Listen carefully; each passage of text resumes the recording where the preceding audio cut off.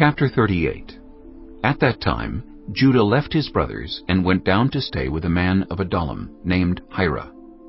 There Judah met the daughter of a Canaanite man named Shua. He married her and made love to her.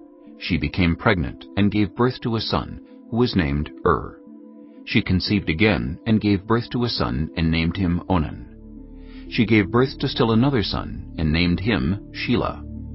It was at Chezib that she gave birth to him. Judah got a wife for his firstborn, and her name was Tamar. But Judah's firstborn, was wicked in the Lord's sight, so the Lord put him to death. Then Judah said to Onan, "Sleep with your brother's wife, and fulfill your duty to her as a brother-in-law, to raise up offspring for your brother." But Onan knew that the child would not be his, so whenever he slept with his brother's wife, he spilled his semen on the ground to keep from providing offspring for his brother. What he did was wicked in the Lord's sight, so the Lord put him to death also. Judah then said to his daughter-in-law Tamar, "Live as a widow in your father's household until my son Shelah grows up." For he thought, "He may die too, just like his brothers." So Tamar went to live in her father's household. After a long time, Judah's wife, the daughter of Shua, died.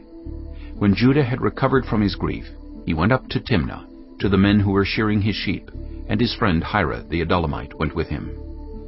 When Tamar was told, "Your father-in-law is on his way to Timnah to shear his sheep," she took off her widow's clothes, covered herself with a veil to disguise herself, and then sat down at the entrance to Enaim, which is on the road to Timnah.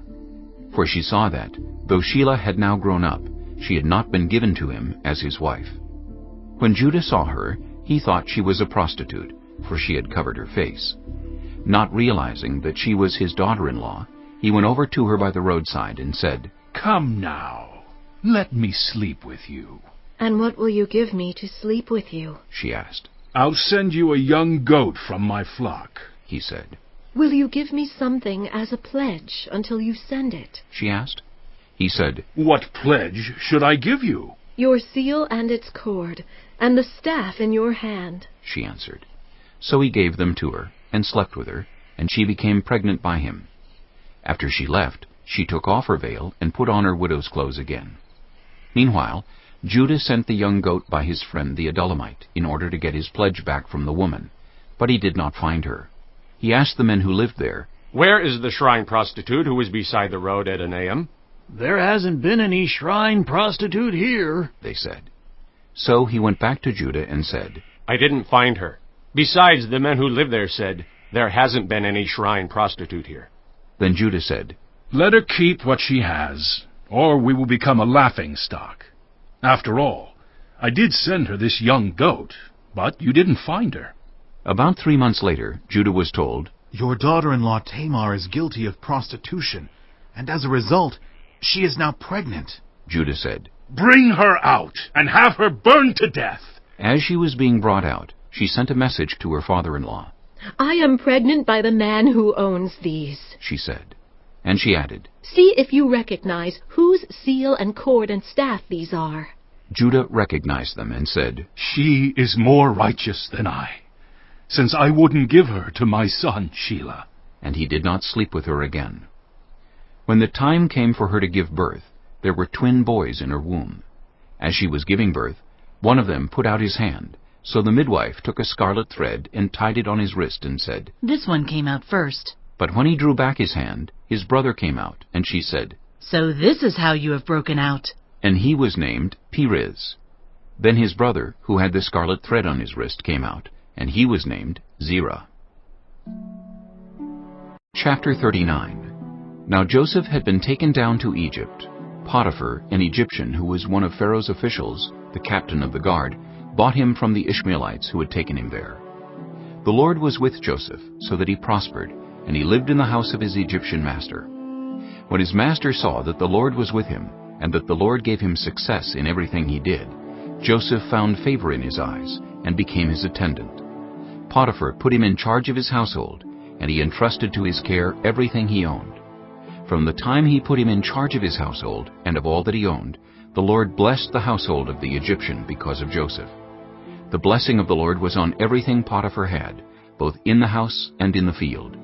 So Potiphar left everything he had in Joseph's care, With Joseph in charge, he did not concern himself with anything except the food he ate. Now Joseph was well built and handsome, and after a while his master's wife took notice of Joseph and said, Come to bed with me. but he refused. With me in charge, He told her, my master does not concern himself with anything in the house. Everything he owns, he has entrusted to my care. No one is greater in this house than I am. My master has withheld nothing from me except you, because you are his wife. How then could I do such a wicked thing and sin against God?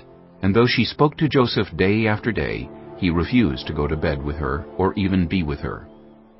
One day he went into the house to attend to his duties, and none of the household servants was inside. She caught him by his cloak and said, Come to bed with me. but he left his cloak in her hand and ran out of the house.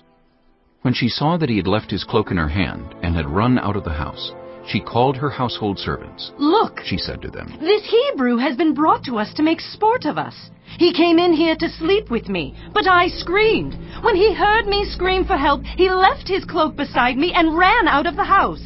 She kept his cloak beside her until his master came home.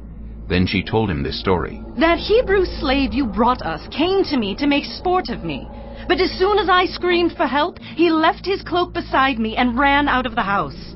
When his master heard the story his wife told him, saying, This is how your slave treated me. he burned with anger. Joseph's master took him and put him in prison, the place where the king's prisoners were confined.